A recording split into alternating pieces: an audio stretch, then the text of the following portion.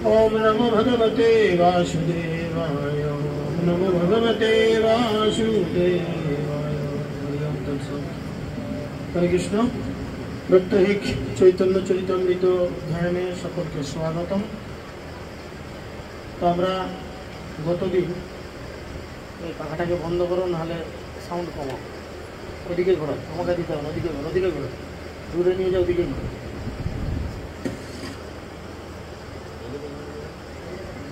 তো আমরা গতদিন শ্রবণ করেছিলাম যে মহাপ্রভু বৃন্দাবনে এসে পৌঁছেছেন।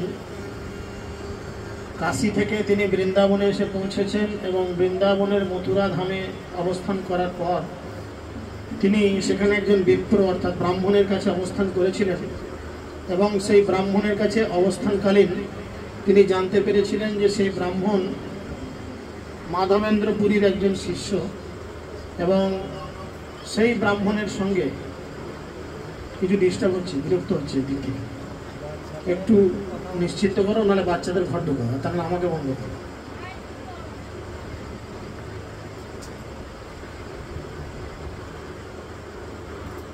হরে কৃষ্ণ কৃষ্ণ কৃষ্ণ হরে হরে, হরে রাম রাম রাম হরে হরে। তো সেই অবস্থার পরিপ্রেক্ষিতে আমরা জেনেছি যে সেই ব্রাহ্মণ বিপ্র তিনি মাধবেন্দ্রপুরীর শিষ্য ছিলেন এবং তিনি মহাপ্রভুকে বৃন্দাবনের বিভিন্ন যে ঘাট, বৃন্দাবনে কতগুলি ঘাট আছে, স্নানের ঘাট কতগুলি আছে, বৃন্দাবনে কে কে গেছেন হাত তুলুন। বৃন্দাবন গেছেন কে কে হাত তুলুন। কেউ জাননি? মাত্র 4-5 জন। কতগুলি স্নানের ঘাট আছে?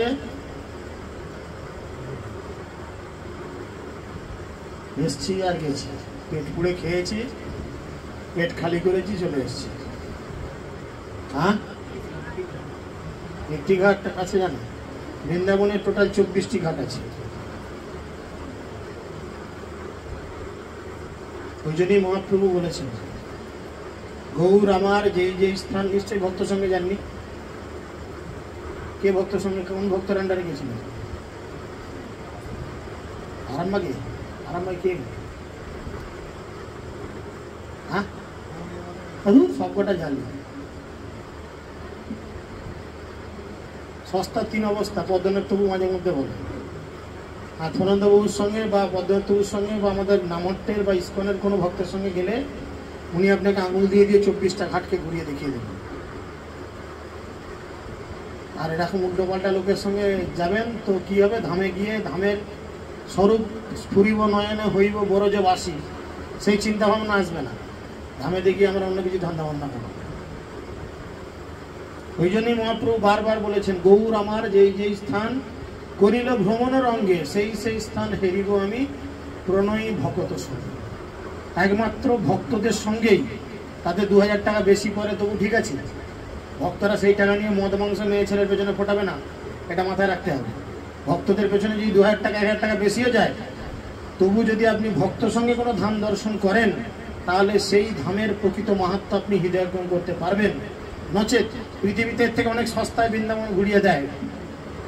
কেউ 5000 টাকায় বৃন্দাবন ঘুরিয়ে দেয়, কেউ 4000 টাকায় ঘুরিয়ে দেয়, কেউ আর বিনা পয়সাতে ঘুরিয়ে দেবে। কিন্তু ধামের স্বরূপ স্ফুরিবে নয়নে হইব বরজবাসী, এই চিন্তা ভাবনা কোনোদিন আসবে না। লক্ষ্য করে দেখবেন 24টি ঘাট রয়েছে বৃন্দাবনে। এখন বৃন্দাবনে প্রথম যে বিশ্রাম ঘাট ছিল, সেই বিশ্রাম ঘাট অবস্থান কোথায়? মথুরায়। মথুরার কোথায়? কংসের কারাগারের পাশে। হ্যাঁ, দেখেছো কিনা? তাদের সঙ্গে গেছিল, ভক্ত সঙ্গে গেছিল, সব দেখিয়েছে। যাই হোক, পরবর্তীতে চিন্তা করতে হবে। তো মহাপ্রভু এইভাবে 24টা ঘাটে স্নান করার পরে তিনি ঘুরতে ঘুরতে ঘুরতে ঘুরতে যখন বৃন্দাবনে এসে পৌঁছেছেন, বৃন্দাবনে পৌঁছানোর পর তিনি লক্ষ্য করছেন সুখসারী পাখি। সুখসারী পাখির কি ডিউটি? কি ডিউটি? সুখসারী পাখির কি কাজ? একজন কৃষ্ণের গুণগান করবে আর একজন শ্রীমতী রাধারানী। রাধারানী আপনার বাড়ি ঝি নয়, এগুলো ভদ্রতা শিখতে হবে মাতাজি, খুব সিনসিয়ারলি, তা নাহলে কি রাধারানীর চরণে অপরাধ হলে কৃষ্ণ ক্ষমা করবে না। শ্রীমতী রাধারানী বলতে হবে, কারণ তিনি অনেক উচ্চপদস্থ, তাকে উনি অনেক বিশুদ্ধ জায়গায় রয়েছেন। একজন শ্রীমতী রাধারানীর গুণকীর্তন করেন আর একজন কৃষ্ণের গুণকীর্তন করেন, কিন্তু এমন মজার ব্যাপার, যখন সেই সুখসারীর কাছে গিয়ে মহাপ্রভু বলছেন তোমরা মুখে বলো রাধা কৃষ্ণ, একবার মুখে বলো রাধা কৃষ্ণ, সেই সুখসারী তখন মুখে কি বলছে? গৌর গদাধর, গৌর গদাধর, গৌর গদাধর। কেন না, এটা আর সেই দ্রাপর যুগ নয়, যে যুগে রাধা কৃষ্ণ লীলা করছেন, এটা হচ্ছে কি যুগ? কলিযুগ। আর এই কলিযুগে কৃষ্ণকে ব্রজেন্দ্র নন্দন যেই শচীসূত হইল, সেই বলরাম হইল নিতাই। আর মহাপ্রভু হয়েছেন, কৃষ্ণ হয়েছেন মহাপ্রভু, আর শ্রীমতী রাধারানী হয়েছেন কে? কে? গদাধর পণ্ডিত, তাই না? তাই সুখ পাখি বলছেন কি গৌর গদাধর। সুখ পাখি কিন্তু জানে আমি রাধা কৃষ্ণই বলছি, কিন্তু আমি যুগের সঙ্গে তাল মিলিয়ে বলছি গৌর গদাধর। সুখ সারিকা প্রভুর হাতে উড়ি পরে, প্রভুকে শুনাইয়া কৃষ্ণের গুণ শ্লোক পরে। এরপরে সেই সুখ পাখি মহাপ্রভুকে খুব সুন্দর করে কৃষ্ণের সৌন্দর্যের একটি শ্লোক করে শোনাচ্ছে। কি করে শুনিয়েছেন? সৌন্দর্যম ললনানি ধৈর্য দলনম লীলারমা স্থানন্তি বীর্যম কুন্দুলিকা অব্বিবিজম আমলেয়া পরে অর্ষং গুণশীলম সর্বজন অনুরঞ্জনম আহোজস্য অহম প্রভু বিশ্বম বীজি অনম কীর্তি অবতারং কৃষ্ণ জগন্মোহম। অর্থাৎ সুখ তখন গাইল, সুখ হচ্ছে কৃষ্ণের দলে আর শাড়ি হচ্ছে শ্রীমতী রাধারানীর দলে। আগে মনে রাখতে হবে কোনটা কোনটা, কে তৃণমূল কে বিজেপি, আগে মনে রাখতে হবে, তাই না? তৃণমূলকে বিজেপিতে আর বিজেপিকে তৃণমূলে আনলে নিজেদের মধ্যে ঝামেলা হবে। এখানে সুখ হচ্ছে কৃষ্ণের দল আর শাড়ি হচ্ছে শ্রীমতী রাধারানীর দল। তাই সুখ বলছে, সুখ গাইল যার সৌন্দর্য রমণীদের ধৈর্য হরণ করে। কৃষ্ণের সৌন্দর্য কি করে? রমণীদের ধৈর্য হরণ করে। তারা মনে করে কখন আমি গিয়ে সেই ভগবান শ্রীকৃষ্ণের সঙ্গে মিলিত হব। একটা উদাহরণ, এরকম একটা উদাহরণ, ঝপঝপ বলো। হ্যাঁ, মুখ থেকে হাত ছবি। কি উদাহরণ? কি বলছে? যার সৌন্দর্য রমণীদের ধৈর্য হরণ করে, এরকম একটা উদাহরণ।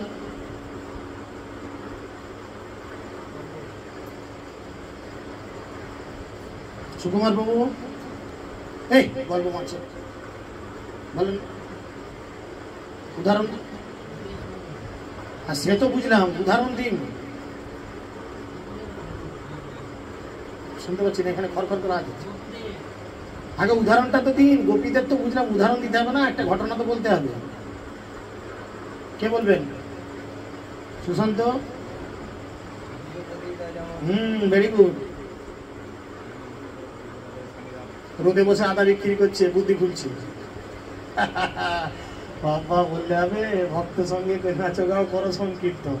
যত বেশি করে ভক্ত সঙ্গ করবেন, কৃষ্ণ তত বিশুদ্ধ বুদ্ধিযোগ প্রদান করবে। কি করে বলছে? দ্বিজপত্নীরা কি করেছিল? দ্বিজপত্নীরা কি করেছিল? কৃষ্ণ বলরাম যখন খিদে পেয়েছে বলে পাঠিয়েছে, তখন ব্রাহ্মণেরা দিতে চায়নি, কিন্তু দ্বিজপত্নীরা বুঝেছিল এই কৃষ্ণ বলরাম খেতে চেয়েছে। তখন তারা এক একটা তরকারি নয়, তারা 56 ব্যঞ্জন কি ততোধিক, তার থেকেও বেশি তরি তরকারি রান্না করে কৃষ্ণ বলরামকে নিবেদন করার জন্য পুটুলি বেঁধেছিল। তখন তার খাবার ক্যারিয়ার থাকেনি, কিন্তু তাদের স্বামীরা যখন বাধা দিয়েছিল, তারা সেই স্থূল শরীর পরিত্যাগ করে সূক্ষ্ম শরীরেও কৃষ্ণের কাছে গেছিল। তাই কৃষ্ণ এমনই একজন ভগবান বলা চলে, যে কি করে? রমণীদের ধৈর্য হরণ করে। অনেক সময় প্রেমে পড়লে মেয়েরা কি করে? ছটপট ছটপট করে, শুধু ঘন ঘন ঘড়ি দেখিস। আমাকে তো 5টায় টাইম দিয়েছে, 5টা বাজতে 5, 5টা বাজতে 4, 5টা বাজতে 3, কাউন্টডাউন শুরু হয়। এই সেই বোধহয় আসছে, ওই তো গলির মুখ দিয়ে মনে হচ্ছে মোটরসাইকেল নিয়ে ওই এলো বোধহয়। এরকম একটা অধৈর্যের মতো হয়ে যায় না? তো বলে কৃষ্ণের এমন সৌন্দর্য, সেই সৌন্দর্য রমণীদের ধৈর্য হরণ করে। কথাগুলো কে বলছে রে? কে বলছে? শাড়ি একে তুলে কাচারও আগে। সুখ বলছে। আর কি বলছেন? যার লীলা লক্ষ্মী দেবীকে পর্যন্ত স্তম্ভিত করে, লক্ষ্মী দেবী পর্যন্ত অবাক হয়ে যায়। এরকম একটা লীলা বলো। এ শুধু খায় দায় ঘুড়ি বাগায়, কিছু বলে না লীলা।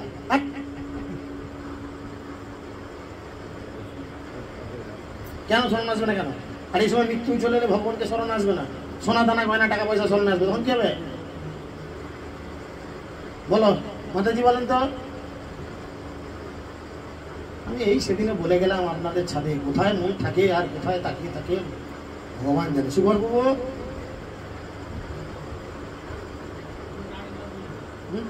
কি বলে? শুনতে পাচ্ছেন না? পিছনের দিকে পাখাগুলো বন্ধ করে না, অত গরমে মরে যাবে না কেউ। আমি তো 1 ঘন্টা কষ্ট দেবো, তারপরে যে যার ঘরে যে এসি পাখা চালিয়ে বসে থাকো না কেন, একেও বন্ধ করো। ভগবানের গরম হোক, অনেক আওয়াজ করছে এটা পেছনে। ভক্তরা গরম পাচ্ছে, তুমিও গরম পাও, থাকো সব একসঙ্গে গরম। এবারে সব ক্লিয়ার? হ্যাঁ, ব্যাস। এখানে আমার প্রশ্ন হচ্ছে, এরকম একটা লীলার কথা বলুন। বলছে যার লীলা লক্ষ্মী দেবীকে পর্যন্ত স্তম্ভিত করে। ফোনটা মোবাইল ওর কাছ থেকে সরাও, তোমার বুকের ফোন সরাও, তাহলে অন্য কারো সরাতে বলো। হ্যাঁ বলেন, সেটা কি বলতে হতো?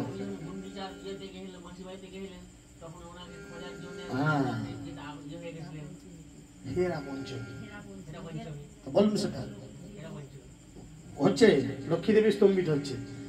আমার মধ্যে এমন কি কম আছে গা? হ্যাঁ, আমাকে ছেড়ে তুমি ওখানে ফুর্তি করতে চলে গেলে। হ্যাঁ, লক্ষ্মী বলে না, লক্ষ্মী ঠাকুরের মতো দেখতে, কত সুন্দর মুখ। তাহলে আমার শরীরের মধ্যে, আমার মধ্যে এমন কি সৌন্দর্যের অভাব, যে কারণে তুমি ওইখানে চলে গেলে? কালকে আসছি বলে এমন ছোট লোক তুমি, যে 5 দিন 7 দিন কাটিয়ে দিলে। যার সৌন্দর্য লক্ষ্মী দেবীকে পর্যন্ত স্তম্ভিত করে, লক্ষ্মী দেবী স্ট্রেঞ্জ হয়ে যায়। এই কি শ্রীকৃষ্ণ? আর কি?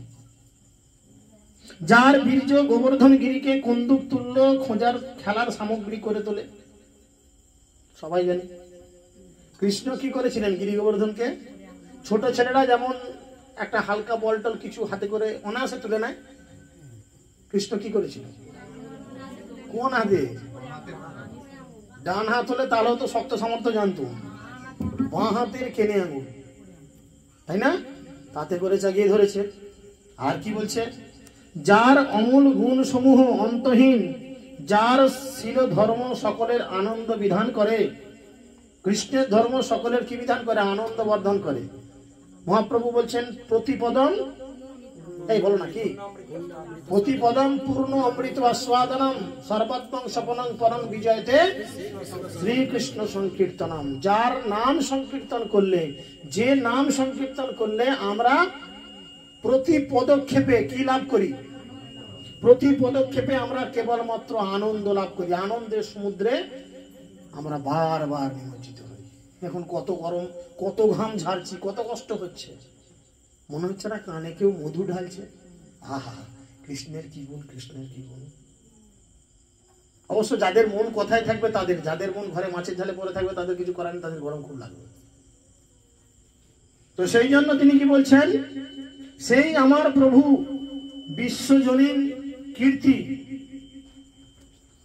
সেই আমার প্রভু বিশ্বজনীন কীর্তি জগমোহন শ্রীকৃষ্ণ বিশ্বকে পালন করেন।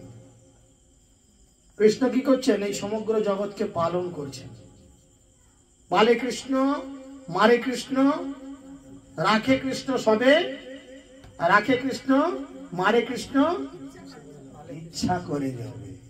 কৃষ্ণ যখন ইচ্ছা হবে তখন তাকে পালন করবে, রাখবে, বাঁচাবে, সব করবে। আর যখন কৃষ্ণর ইচ্ছা হবে না, আপনি 1000টা বডিগার্ড নিয়ে দাঁড়ালেও কিছু করতে পারবেন? কিচ্ছু করতে পারবেন না। তাই সর্বতভাবে আমাদের কৃষ্ণের উপর নির্ভরশীল হওয়া দরকার, সর্বতভাবে। আমাদের কিরকম হতে হবে বলুন তো? আমাদের কিরকম হতে হবে? কিরকম হতে হবে আমাদের? কুত্তা, কুত্তা, বুঝেন? কুত্তা একদম নেটো ভাষায় যাকে বলে কুত্তা, কুকুর হতে হবে। এখন বাবু, যারা কুকুর হতে চাও তারা ভক্তিতে ভালো এগোতে পারো, আর যারা মনে করো আমি কুকুর হবো, তার থেকে বাঘসিংহ হবো, যাই হোক, মুখে ডায়লগ মারছেন, এটা যেন জীবনে ফলে, তাই না? আমরা মুখে অনেক কিছু বলি, কিন্তু জীবনে এটা কি করে দেখাই? যদি বলা হয় বাঘের বাচ্চা, বুকটা এমনি করে ফুলে যাবে। দেখেছো, বাঘের বাচ্চা বলেছে, সঙ্গে সঙ্গে তাকে বলা কুত্তার বাচ্চা, তোমাকে কুকুরের বাচ্চা বললি? আরে বাঘটাও তো একটা পশু, কুকুরটাও তো একটা পশু, বাঘেরও 4টে ঠ্যাং, এরও 4টে ঠ্যাং, বাঘেরও একটা ল্যাজ, এরও তো একটা ল্যাজ। বাঘও মাংসাশী, এও মাংসাশী, তাতে ভয় কি আছে, লজ্জার কি আছে? কুকুরের যে আচরণ, কুকুরকে ফলো করুন, কুকুরের কি আচরণ। মনিবের কাছে ঘাত প্রতিকার, যে লাঠি ঝাঁটা সব খায়, তবু সে মনিবকে ছেড়ে চলে যায়, মনিবের সঙ্গে বিশ্বাসঘাতকতা করে, মনিবের কাছ থেকে কখনো দূরে যায়, মনিব বিপদে পড়লে মনিবকে রক্ষা করার চেষ্টা করে কিনা? করে না? প্রাণ দিয়ে পর্যন্ত করে। তো আমাদের আচরণটা ঠিক হতে হবে এরকম। কৃষ্ণ আমাদের মারবে কি রাখবে কি করবে সেটা কৃষ্ণের ব্যাপার, আমাদের অত ভেবে লাভ নেই। মারবি রাখবি যে ইচ্ছা তুয়ারা, নিত্য দাসপতি তুয়া অধিকারা। শেষ শ্লোক কি বলছেন? আশ্লিষ্য বা পাদরাতং পিনষ্টুমাং অদর্শনং মর্মাহতং করদুয়া যথা তথা বা বিদধাতু লম্পটম প্রাণ হস্তস্তু স এব না পর। হে ভগবান, তুমি আমাকে রাখবে কি মারবে কি করবে না করবে আমার দেখার দরকার নেই, তবু আমি জানবো তুমি আমার সর্বতভাবে মালিক। তিনি বলছেন, এই শ্লোকটি গোবিন্দ লীলামৃতে 13:29 বলেছেন, সুগমুখে শুনি তবে কৃষ্ণের বর্ণন, শালিকা পরায় তবে রাধিকা বর্ণন, নিতাই গৌর প্রেমানন্দে। রাধে রাধে। এবার কি করছেন, শাড়ি চুপ করে তো বসে থাকবে না, সুখ যদি মুখ খোলে আর একজনের মুখ তো সুরসুর করবে ঝগড়া করার জন্য, ওরা তো ওইটার জন্য, ওই লীলার জন্য এসেছে। এখন যখন সুখ পাখি বলে ফেলেছে কৃষ্ণ এই করে তাই করে, এবার শাড়ির মুখ সুরসুর করছে, এবার আমি তো বলি যে আমার রাধা কি জিনিস। সুখের মুখে শ্রীকৃষ্ণের সেই বর্ণনা শুনে শাড়ি শ্রীমতী রাধারানীর বর্ণনা করে গাইতে শুরু করলেন। তিনি বলছেন কি, শ্রীরাধিকায়া প্রিয়য়া শতুরূপা শীতলায়া নাদ গান চতুর্থী লিস্মৎ কবিতা চরাজোত জগন্মোহন চিত্ত মোহিনী। তখন শাড়ি বলল, শ্রীমতী রাধারানীর প্রেম, হাসতে হাসতে বলছেন, শ্রীমতী রাধারানীর প্রেম অসাধারণ সৌন্দর্য, সুশীলতা, নৃত্য, গান, চাতুরী, কবিত্ব ইত্যাদি গুণরাজি জগমোহন কৃষ্ণের চিত্ত বিমোহিনী হয়ে শোভা পায়। ক্যারাম খেলার লাল গুটিটা ফেলে দিল রাধারানী, যা 50 পয়েন্ট একসঙ্গে হয়ে গেল। এই টুকটুক করে কালো গুটি ফেলছে, 10-10 করে 5টা জুটিয়েছে। কৃষ্ণের নাম মদন মোহন। কৃষ্ণ কি করেন? মদন দেব, কামদেব, রতিপতি মদন দেব কামদেবকে বিমোহিত করেন। বলেন শত সহস্র কাম, একটা কামদেবকে দেখতে এত সুন্দর যে কামদেবকে দেখলে নারীরা বিমোহিত হয়ে যায়, তার সৌন্দর্যে পাগল হয়ে যায়, তাই না? এক্ষুনি যদি দেব এসে এখানে এসে জুটে যায়, আর কেউ আমাদের দিকে তাকাবে? কৃষ্ণের দিকে তাকাবে? বলো দেবকে কি সুন্দর দেখতে, দেখবে না সিনেমা আর্টিস্ট, তার দিকে তাকাবে। সেরকম একজন কামদেবকে পেলে শত সহস্র নারী বিগলিত হয়ে যায়। এরকম সহস্র কামদেব একসঙ্গে দাঁড়িয়ে থাকলে যে সৌন্দর্য হয়, কৃষ্ণ একা দাঁড়ালে সেই সৌন্দর্য ম্লান হয়ে যায়। সহস্র কামদেব দাঁড়ালে, কৃষ্ণ পাশে দাঁড়ালে কামদেবের সৌন্দর্য ম্লান হয়ে যায়, তাই না? আর সেই কৃষ্ণ রাধারানীর রূপে পাগল। তাই রাধারানীকে কি বলে? মদন মোহন মোহিনী। ইনি মদন দেবকে মোহিত করেন, আবার রাধারানীর রূপ যৌবন এমন, রাধারানী আবার তাকে মোহিত করে দেন। তাহলে কে বড় হলো? সুখ বলে আমার কৃষ্ণ মদন মোহন, শাড়ি বলে আমার রাধা ছিল যতক্ষণ। রাধা ছিল বলে তবে তোমার কানাই হচ্ছে মদন মোহন, তাই না? তো যাই হোক, তিনি এই কথা বলেছেন, পুনঃ সুখ কহে কৃষ্ণ মদন মোহন, তবে আর শ্লোক শুনো করিল পঠন। তখন সুখ পুনরায় বলল, আমি হারবো কেন? সুখ বলছে, আমি হারবো কেন তোর কাছে? শ্রীকৃষ্ণ হচ্ছেন মদন মোহন। এবং তখন সে আরেকটা শ্লোক পাঠ করলো। কি শ্লোক? বংশীধারী জগন্নাথী চিত্ত হরি সশরিকে বিহারী গোপীত রীতি জিয়াত মদন মোহন। সুখ তখন বলল, হে শারিকে, সেই বংশীধারী শ্রীকৃষ্ণ সমস্ত জগতের রমণীদের চিত্ত হরণ করেন, তিনি বিশেষভাবে গোপাঙ্গদের সৌন্দর্য আস্বাদন করেন, সেই মদন মোহন জয়যুক্ত হোক। আমরা চৌরগ্রগণ্য পুরুষোষ্টক্ষম যে শ্লোক, সেখানে কি পাই? গোপাঙ্গ নানান চদুকুল চৌরম, তাই না? অনেক জন্মার্জিত পাপ চৌরম, তিনি অনেক জন্মের পাপ চুরি করেন, গোপাঙ্গদের রূপ যৌবন সবকিছু চুরি করেন, তাই না? সেই জন্য তিনি বলছেন, সুখ তখন বলল, হে সারিকে, সেই বংশীধারী শ্রীকৃষ্ণ সমস্ত জগতের রমণীদের চিত্তহরণ করেন।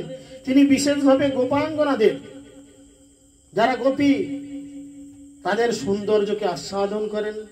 এই জগতে সৌন্দর্য আস্বাদন করতে গেলে মানুষকে বিভিন্নভাবে সম্পর্কে জড়িত হতে হয়, তাই না? সম্পর্কে জড়িত হতে হয়, তবে সে তার সমস্ত কিছু আস্বাদন করার সুযোগ পায়। কিন্তু কৃষ্ণকে কোনো সম্পর্কে জড়িত হতে হয় না। কৃষ্ণ তবু সমস্ত গোপাঙ্গনাদের সৌন্দর্য আস্বাদন করেন। সেই মদন মোহন তিনি জয়যুক্ত হোক। পুনসারী কহে সুখে করি পরিহাস, তাহা শুনে প্রভুর হইল বিস্ময় প্রেম উল্লাস।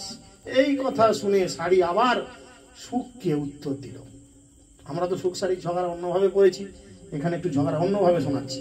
তখন সারি সুখকে পরিহাস করে কিছু বলল, এবং তা শুনে চৈতন্য মহাপ্রভুর বিশাল বিস্ময় হলো এবং প্রেমোল্লাস হতে লাগলো। কেন না, তিনি একাধারে কৃষ্ণের গুণমহিমা শ্রবণ করছেন, কানে মধু ঢালছে, আবার অপর দিকে রাধারানীর গুণমহিমা শ্রবণ করছেন, যেটা এই জগতে কেউ সাধারণত করে না। কেন চৈতন্য চরিতামৃত, কেন চৈতন্য ভাগবত, কেন চৈতন্য মঙ্গল খুব গভীরে ঢুকতে বারণ করা হয়? কারণ উপযুক্ত রাধারানী সম্পর্কে না জেনে যদি কেউ এই ধরনের গ্রন্থকে অধ্যয়ন করে বসেন, দেখা গেল রাধারানীর চরণে অপরাধ হলো। বুঝতে পেরেছেন? প্রভুপাদ যার জন্য বারবার লিখছেন, ভাগবতমকে খুব ভালো করে প্রথম স্কন্ধ থেকে একদম পড়ো, তারপরে দশম স্কন্ধে ঢোকো। ভাগবতমের মতো অমল পুরাণ, যেখানে 18,000 শ্লোক রয়েছে, সেখানেও শ্রীমতী রাধারানীর কোনো কথা উল্লেখ করা হয়নি। কেন না, রাধারানী এত বিশুদ্ধ সত্তা যে রাধারানীকে আলোচনা করার মতো কোনো যোগ্যতাই আমাদের নেই। আলোচনা করলেও সেটা শ্রবণ করার যোগ্যতা আমাদের নেই। রাধারানীর যে কি কোয়ালিটি, সেটা আমরা বুঝতে পারবো না। আমাদের এই কান দিয়ে, এই ব্রেন দিয়ে, এই চোখ দিয়ে আমরা সেটা অনুভব করতে পারবো না। শ্রীমতী রাধারানী এত বিশুদ্ধ সত্তায় অধিষ্ঠিত রয়েছেন। তারপর তিনি কি বলছেন? মহাপ্রভু বিস্ময় হলো, রাধা সঙ্গে যদাভাতি তদা মদন মোহন, অন্যথা বিশ্বমন অপি স্বয়ং মদন মোহিত। সারি বলল, কৃষ্ণ যখন রাধার সঙ্গে শোভা পায়, তখন তিনি হচ্ছেন মদন মোহন। শ্রী রাধার সঙ্গে না থাকলে বিশ্বমোহন হয়েও তিনি স্বয়ং মদন কর্তৃক মোহিত। বলে, রাধা যতক্ষণ কাছে থাকে ততক্ষণ তোমার কৃষ্ণ পূর্ণ, আর যখন রাধা সঙ্গে না থাকে তখন তোমার কৃষ্ণ আধা। তখন তিনি মদনের দ্বারা মোহিত, তিনি মদনকে মোহিত করতে পারেন না। কেন? একটা উদাহরণ, এই সবেতেই লোকটা বড্ড উদাহরণ চায়। উদাহরণ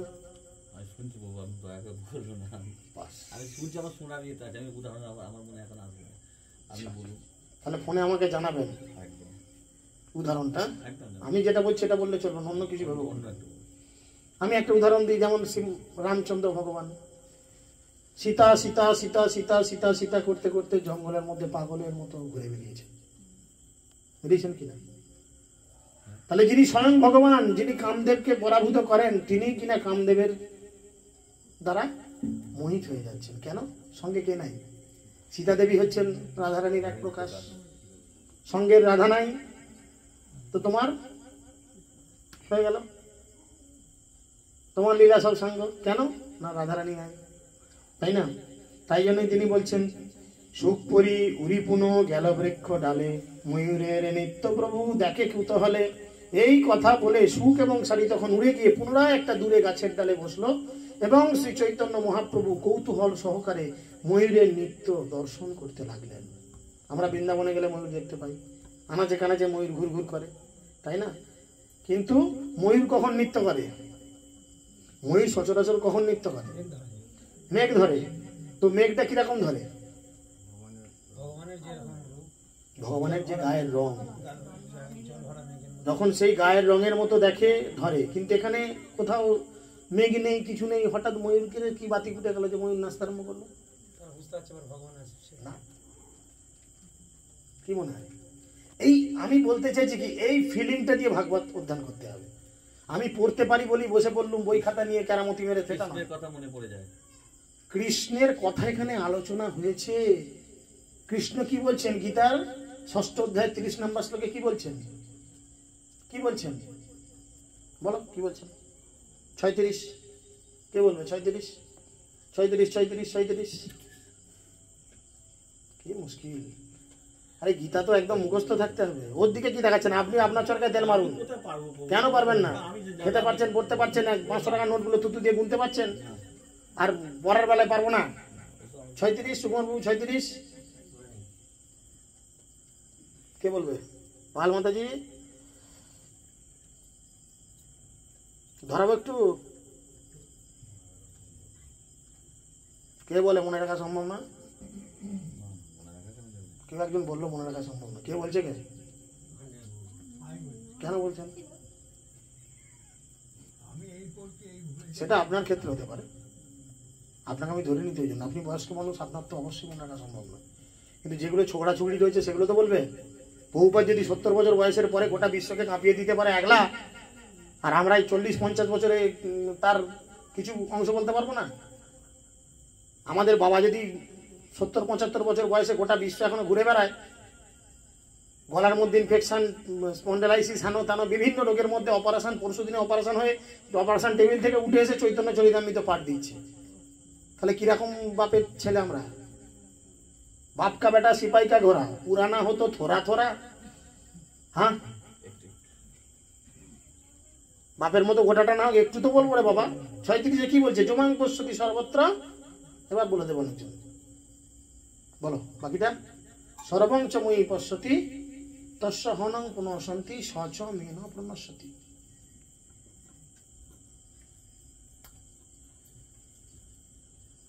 আমুল গুঁড়ো দুধের মতো গুলতে হবে, ডেলি গুলে গুলে খেতে হবে।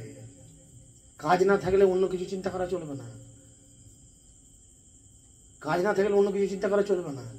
আদা মাপবো তখনও ভাবতে হবে, এখানে এক পাল্লা চাপাবো তো মনে মনে ভাবতে হবে। এইটা হচ্ছে 36। প্রভু বলেছিল জমাং পশ্যতি সর্বত্র সর্বংচ মই পশ্যতি। ব্যবসা করবো কিন্তু মন থাকবে কোথায়? কৃষ্ণের চরণে। বলছে ভক্ত হতে গেলে কিরকম চরিত্র হতে হবে বলো তো? বেশ্যা মেয়েদের মতো। মানে স্বামী থাকলেও অন্য পুরুষকে ভালোবাসে এরকম মেয়েদের। সব সময় সেই পুরুষের কথা চিন্তা করে না, সে কি রাঁধতে, কি ঝাঁক দিতে, কি করতে। তো পর পুরুষের কথা চিন্তা করবেন না, পরম পুরুষের কথা চিন্তা করুন। আমি আপনাদের নোংরা হতে বলছি না, পর পুরুষের কথা চিন্তা করতে বলছি না। পরম পুরুষ, ইয়েস, পরম পুরুষ, he is the only god, ভগবান কৃষ্ণ। তার কথা সবসময় চিন্তা করুন। কিবা শয়নে, কিবা জাগরণে, কিবা ভোজনে, অহর্নিশি চিন্ত কৃষ্ণ বলহ বদনে। সবসময় যদি কৃষ্ণ কৃষ্ণ কৃষ্ণ কৃষ্ণ করো, তাহলে কৃষ্ণ আসবে, এসে তোমায় কৃপা করবে। আর সবসময় যদি আমি পারিনি, আমি জানিনি, উল্টো পাল্টা চিন্তা হয়, বাবা কি করে কি হবে। ভাবতে হবে জীবনের আর কটা মুহূর্ত আমাদের জন্য পড়ে আছে। কে বলতে পারবে যে আমরা কাল সকাল পর্যন্ত বাঁচবো? যা গরমের অবস্থা এরকম দিন কত চললে তো আমি আগে মনে হচ্ছে ফুটে যাব, তাই না? কোনো গ্যারান্টি আছে যে আমরা কাল সকাল পর্যন্ত বাঁচবো? তো যদি মনে করি গরমটা কমুক, শীতকাল পড়লে হরে কৃষ্ণ জুড়বো, তখন মালা ফালা নেবো, সেটা কি আর বুদ্ধিমত্তার পরিচয় হবে বাবা? কি? তাই সবসময় এই বিষয়গুলোকে গুরুত্ব দিতে হবে। ময়ূর মিথ্যা করছেন কেন না? ময়ূর বুঝতে পারছেন it's the atmosphere Krishna coming. এখন সেই রকম পরিস্থিতি তৈরি হয়েছে যেখানে কৃষ্ণের কথা হচ্ছে, আর কৃষ্ণ নিজে বলছেন আমার কথা যেখানে আলোচনা হয় আমি কি করি? তাই কৃষ্ণ আসছে, এই আনন্দে ময়ূর তো এটাই হচ্ছে মূল কারণ।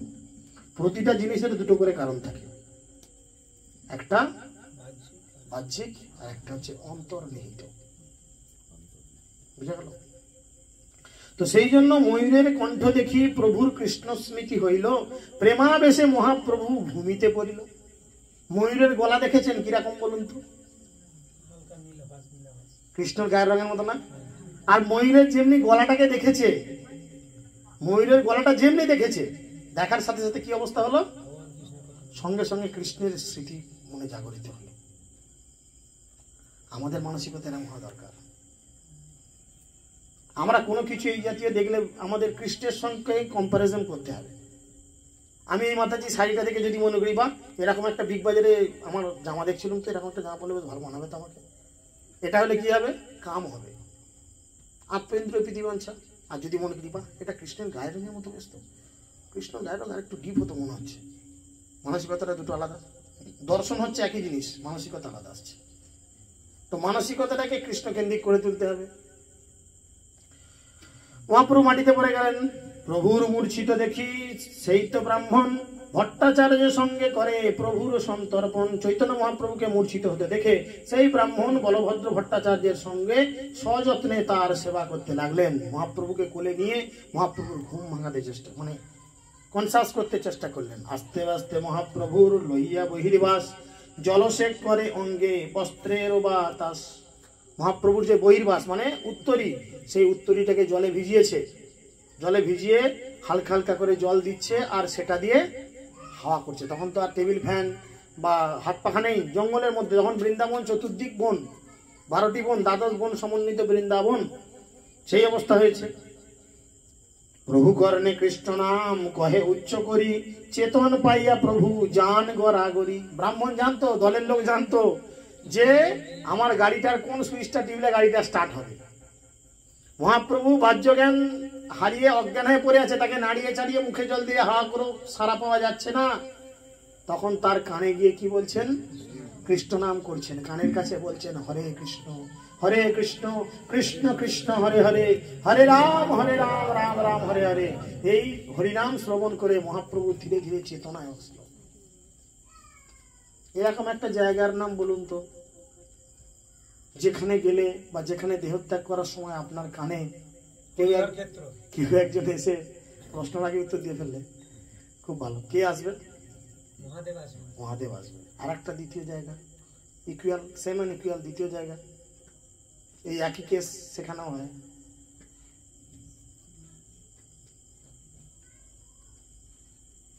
বলেন সুকুমারবাবু বেরিয়ে আসলাম বগল দাবা করে আপনাকে নিয়ে সেখান থেকে, আর শুধু বসে আছে, বলতে হবে তো, বলেন।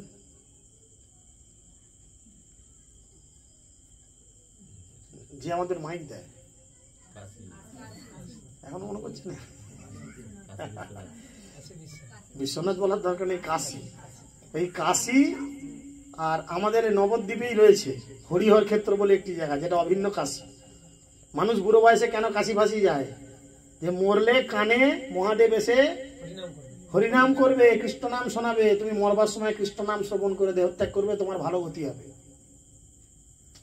কাশীতে হয়। এই সেম জিনিস ঘটে আমাদের এই নবদ্বীপ মন্ডল পরিক্রমার মধ্যে একটি জায়গা আছে হরিহর ক্ষেত্র, যেখানে ভগবান আর্ধেকটা শিব, আর্ধেকটা শ্রীহরি, আর্ধেকটা কালো, আর্ধেকটাও সাদা, হরিহর ক্ষেত্র, তাই না? এর পাশেই বয়ে চলেছে কি নদী? হায় রে ভগবান, কে বলে জলঙ্গি? আন্দাজে মারছেন ধুমধাম করে। জলঙ্গির পাশে বয়নি, নদীটা কানা মেরে গেছে তখন এমনি। যে নদীর তীরে আবার সুখ পাখি শাড়ি পাখি কে গিয়ে বলেছিল, বলো রাধাকৃষ্ণ। গয়া থেকে ঘুরে আসার পর মহাপ্রভু তখনও সুখসারি বলেছিল গৌর গদাধর। সেই নদী কি নদী? নবদ্বীপ মন্ডল চোখের সামনে সবসময় ঘুরবে। গুরু মহারাজ বলছেন, কি বলছেন? আমার ভক্তরা, আমার শিষ্যরা যেন প্রত্যেকদিন নবদ্বীপ মন্ডল পরিক্রমা করে। এ কি করে সম্ভব? আরামবাগ থেকে প্রতিদিন নবদ্বীপ ঘুরতে যাবো? মানুষে। তাহলে সেই রূপটাই যদি আপনার মনে না রইলো, পাশাপাশি কি রয়েছে সেটা যদি মনে না রইলো, কি হবে? রয়েছে অলকানন্দা নদী, মনে পড়ছে? অলকানন্দা নদী। আর সেই অলকানন্দার তীরে মহাপ্রভু সুখসারির দর্শন পেয়েছিলেন। সেখানে প্রশ্ন করেছিলেন, বলো রাধাকৃষ্ণ। সুখসারি আবার বলেছিল গৌর গদাধর। গৌর গদাধর। এটা চৈতন্য ভাগবতে একটা টপিক রয়েছে। যখন মহাপ্রভু গয়া থেকে ফিরে এসেছেন, পাগলের মতো আচরণ করছেন, গদাধরের কাছে গেছেন, গিয়ে বলছে আমার কৃষ্ণ কোথায় তুমি জানো? আমার কৃষ্ণ কোথায় তুমি কি জানো? বললো হ্যাঁ। কোথায় কোথায় আমার কৃষ্ণ? বললো কেন? কৃষ্ণ তো তোমার হৃদয়েই আছে। সর্বস্ব চাহং হৃদয় সন্নিবিষ্ট, কৃষ্ণ বলেছেন সকলের হৃদয়ে রয়েছে। ও আমার হৃদয়ের মধ্যে কৃষ্ণ আছে? সঙ্গে সঙ্গে তিনি নিজের বুক চাপড়েছেন আর নখ দিয়ে বুক চড়বার চেষ্টা করছেন। আর দূর থেকে সচিমা দাঁড়িয়ে দাঁড়িয়ে পাগলামো দেখছে। আমার নিমাই কি তাহলে পাগল হয়ে গেল? ভূতে ধরলো নাকি? কি হলো? নিমাই এমন আচরণ করছে কেন? কারোর কথা শুনছে না, পাগলের মতো কৃষ্ণ কৃষ্ণ কৃষ্ণ কৃষ্ণ করছে। কি হলো নিমাইয়ের? তখন গদাধরকে ইশারা করে বলল তুমি ওকে ম্যানেজ করো। গদাধর তখন মহাপ্রভুর কাছে এসে বলল আরে কৃষ্ণ তো এখানে এখন নেই, তুমি এখানে কৃষ্ণকে খুঁজছো কেন? কৃষ্ণ এখন এখানে নেই। কৃষ্ণ কোথায় আছে? চলে যাও অলকানন্দা নদীর তীরে, সেখানে কৃষ্ণ তোমার জন্য অপেক্ষা করছে। পাগলের মতো বলো ঠিক বলেছ? বলে হ্যাঁ। ছোট্ট অলকানন্দার তীরে সেখানে গিয়ে সুখসারীর সঙ্গে মিলা। চৈতন্য ভাগবত মধ্যখণ্ড। একদম চিনির থেকে মিষ্টি মহাপ্রভুর প্রত্যেকটা লীলা। চৈতন্য চন্দ্রের কৃপা করহ বিচার, বিচার করিলে চিত্তে পাবে চমৎকার। মহাপ্রভুর প্রত্যেকটা লীলা চিনি গুড়ের থেকেও মিষ্টি যদি হৃদয় দিয়ে শ্রবণ করেন। তারপরে কি হলো?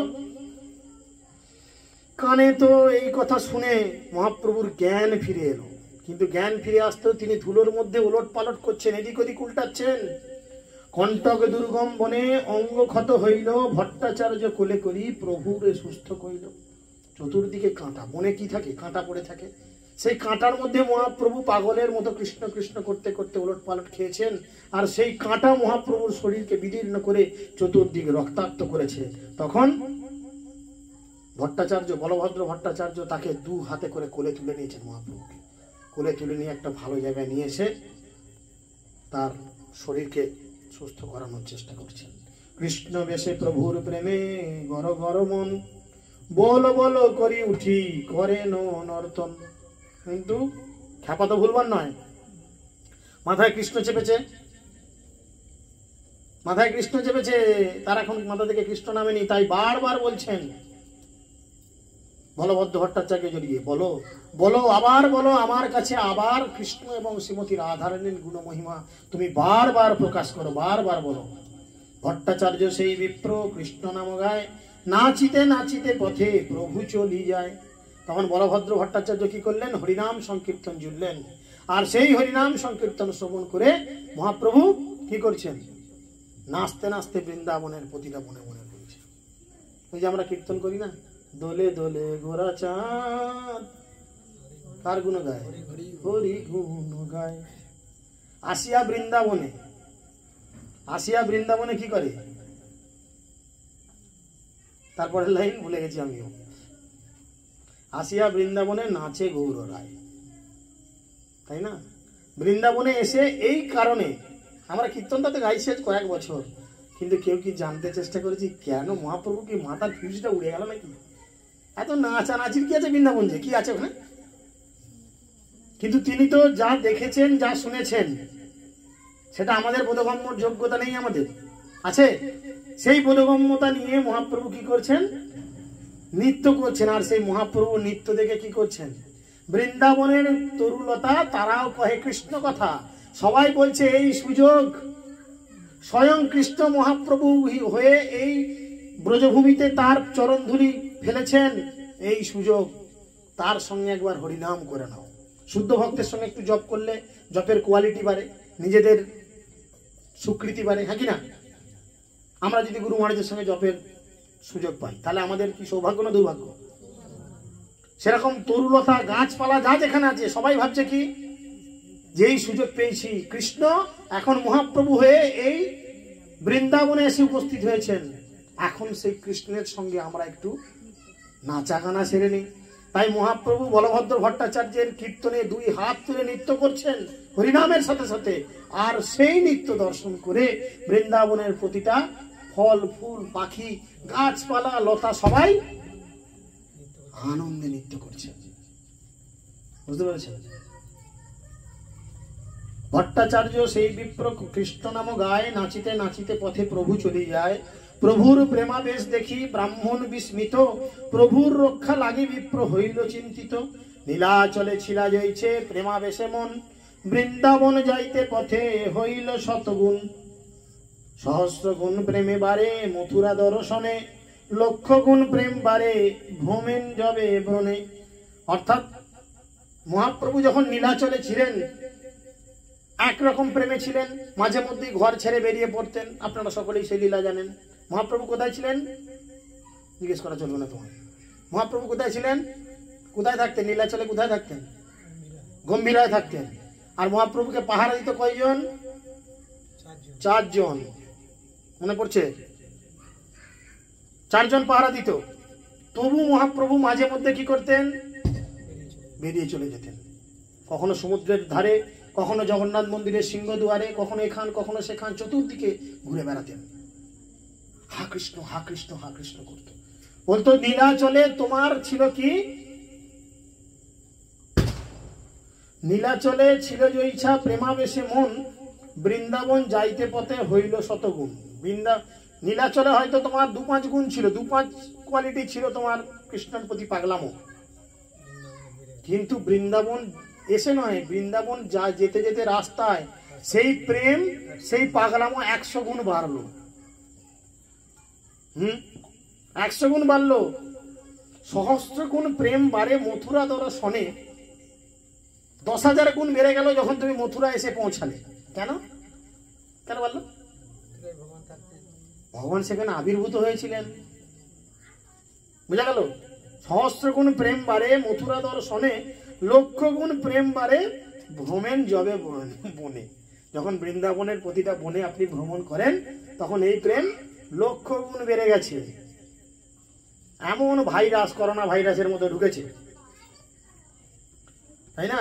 মথুরা দর্শন করে তার প্রেম সহস্র গুণ বর্ধিত হয়েছিল। এখন যখন তিনি বনে ভ্রমণ করছিলেন সেই প্রেম লক্ষ গুণ বর্ধিত হয়েছিল। অন্য দেশে প্রেম উছলে বৃন্দাবন নামে, সাক্ষাৎ ভ্রমণে এবে সেই বৃন্দাবনে। প্রেমে গর গর মনে রাত্রি দিবসে, স্নান ভিক্ষাদি নির্বাহ করেন সব আভাসে। চৈতন্য মহাপ্রভু অন্য স্থানে ছিলেন, তখন বৃন্দাবনের নাম শোনা মাত্রই তার প্রেম উথলে উঠত। আর এখন যখন তিনি সেই বৃন্দাবনের বনে ভ্রমণ করতে লাগলেন তখন দিবারাত্র তার মন গভীর প্রেমে মগ্ন হলো। তিনি কেবল অভ্যাসের বসে স্নানাহার করতেন, সারা দিন শুধু কৃষ্ণ কৃষ্ণ কৃষ্ণ হা কৃষ্ণ করতেন। মহাপ্রভুর চরণ স্পর্শ পাওয়ার জন্য যমুনা দেবী পর্যন্ত কি করলেন? যমুনা কি করলেন? নিজেকে উতলে আনলেন, মানে তার ঢেউ বাড়িয়ে দিলেন। কেন? যদি একবার মহাপ্রভুর চরণ স্পর্শ পাওয়া যায়। যমুনা আরেকবার এরকম করেছিলেন। কখন বলো দিকে? খুব ভালো হচ্ছে মনে একটু একটু না পড়ে যায়। মাথায় কি বলোটা? টুকরি ঝুড়ি, তাতে রয়েছে কৃষ্ণ। খুব বদমাস তো, খুব রয়েছে। ঠ্যাং দুটো একটু ঝুলছে, ছোট ছোট পা দুটো ঝুলছে। যমুনা যত বাড়ছে ও পা দুটো তত তুলছে, মজা নিচ্ছে আর কি, যমুনার সঙ্গে মজা নিচ্ছে। কিন্তু যমুনা মনে মনে ভাবছে, হে প্রভু, তুমি আমার কাছে আসলে আমি তোমার চরণ একবারও স্পর্শ করতে পারবো না, এই কি করে হয়? অথচ তোমাকে ওপার করতে হবে। বাসুদেব তোমায় মাথায় করে নিয়ে যাচ্ছে, ওপারে তোমাকে পার করে দিতে হবে, তাকে রাস্তা দিতে হবে। কিন্তু তোমার চরণ তো আমার একবার স্পর্শ করা চাই। অনেকবার চেষ্টা করার পর কৃষ্ণ, দেখুন কৃষ্ণ আপনার বশ কখন হবে? যখন আপনি চেষ্টা করবেন। কথাতে একটা চলিত কথা আছে না, কষ্ট করলে কৃষ্ণ মেলে। তো যদি আপনি চেষ্টা করেন, কষ্ট, এই যে আজকে সব ঘামের মধ্যে কেউ রুমাল নেড়ে কেউ পাখা নেড়ে কষ্ট করছেন, জোর করে কষ্ট আমিও করাচ্ছি, কেন? যদি কৃষ্ণ মেলে আপনাদের, তাই না? তো সেই জন্য আর 16 মিনিট কষ্ট দেবো, বেশিক্ষণ না। তো সেই জন্য কি হলো, যমুনা কিন্তু যখন এরম প্রচেষ্টা করলেন তখন কৃষ্ণ বুঝলেন যে না, এবারে যমুনাকে কৃপা করতে হবে। তখন তিনি চরণ দুটি ঝুলিয়ে দিলেন আর যমুনার জল ওনার সেই রাঙা চরণ স্পর্শ পেল। আর যমুনা জোরহাত করে নিজেকে বললেন, আমি ধন্য প্রভু, তোমার চরণ স্পর্শ পেল।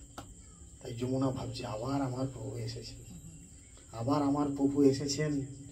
সেই চরণ আমি আবার স্পর্শ করার সৌভাগ্য লাভ করেছি। তাই তিনি বারবার নিজের জলকে বাড়িয়ে তুলছেন। ওদিকে কি টিফিনের ব্যবস্থা হচ্ছে নাকি? তাহলে তো ওধারে ঘাড় ঘুরিয়ে কেন? বন্ধ করুন না ওগুলো এখন। 16 মিনিট আর তারপরে যা খুশি ঝামেলা করবেন, কিচ্ছু করতে হবে না। 16 মিনিট পরে করবেন, আমি আর ডিস্টার্ব করবো না 16 মিনিট পর। তো সেই জন্য তিনি এরম আচরণ করেছেন। এই মতো প্রেমে যাবৎ ভ্রমিল 12 বন, একত্রে লিখিনু সর্বত্র না যায় বর্ণন।